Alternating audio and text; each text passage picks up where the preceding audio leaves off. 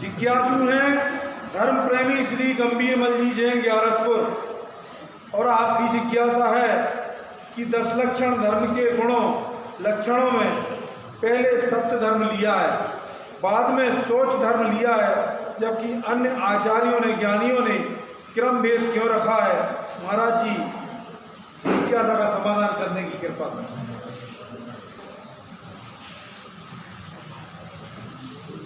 धर्म के 10 लक्षणों के अंतर्गत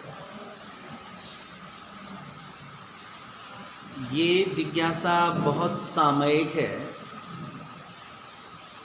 और अनेक स्थानों पर जिज्ञासु श्रोताओं के, श्रावकों के मन में ये जिज्ञासा आती है कि धर्म के 10 लक्षणों की आराधना में हम क्षमा, मार्दव, आर्जव, इसके बाद कहीं सत्य आता है पहले और कहीं शौच आता है पहले। ये थोड़ा सा जिज्ञासा का विषय सभी जिज्ञासु श्रोताओं में बना रहता है। वैसे आचार्य उमा स्वामी ने उत्तम, क्षमा, मार्दवार्जव, सत्य, शौच, संयम, तपस्त्यागा, किंचन्य, ब्रह्मचर्याणि धर्मा, इस प्रकार से कथन किया है। तो यहाँ पहले सत्य को लिया है, बाद में शौच को लिया है। आचार्य तारण स्वामी जी ने भी धम्म आयरन है खिपनिक ममल पाहुड़ जी ग्रंथराज के 87 नंबर के फूलनामे सत्यम तम सहज नंद जिनुरमनम, इसके बाद शौच, सहकार आदि उत्तम शौच धर्म का उल्लेख किया है। 10 लक्षण धर्म आराधन में पीड़े दुष्ट अनेक आदि आप जो सोरठा दोहा छंद पढ़ते हैं उसमें भी सत्य है, उसके बाद शौच है। समुच्चय जयमाल में भी क्षमा, मार्दव, आर्जव के बाद सत्य है, उसके बाद शौच है। छद्मस्तवाणी ग्रंथ के 9वें अध्याय में भी पहले सत्य है, फिर शौच है। ज्ञान समुच्चय सारजी ग्रंथ में जब अणुव्रती श्रावक साधु पद को धारण करने की तैयारी करता है तब 10 लक्षण धर्म की भावना भाता है। वहाँ भी गुरुदेव ने सत्यम, शौच, संयम, तप, त्यागम ऐसा शब्द दिया है। वहाँ भी सत्य के बाद उत्तम शौच लिया है। ऐसा प्रतीत होता है कि आचार्यों में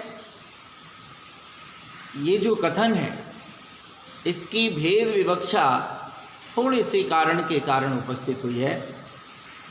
चूँकि सत्य के बाद शौच का होना ये सिद्ध करता है कि जब तक जीवन में सत्य नहीं होगा तब तक शुचिता नहीं आएगी। आत्मा के परिणामों में पवित्रता हो, आंतरिक अवस्था में शुचिता हो, ये तभी हो सकता है जब जीवन में सत्य को ग्रहण किया जाए। बिना सत्य के शुचिता नहीं आ सकती, ऐसा आचार्यों का भाव है। इसलिए उन्होंने पहले सत्य को रखा और बाद में शौच को रखा। जिनने पहले शौच को रखा है, बाद में सत्य को रखा है, उनका आशय कसाय के क्रम के अनुरूप है कि क्रोध, मान, माया, लोभ।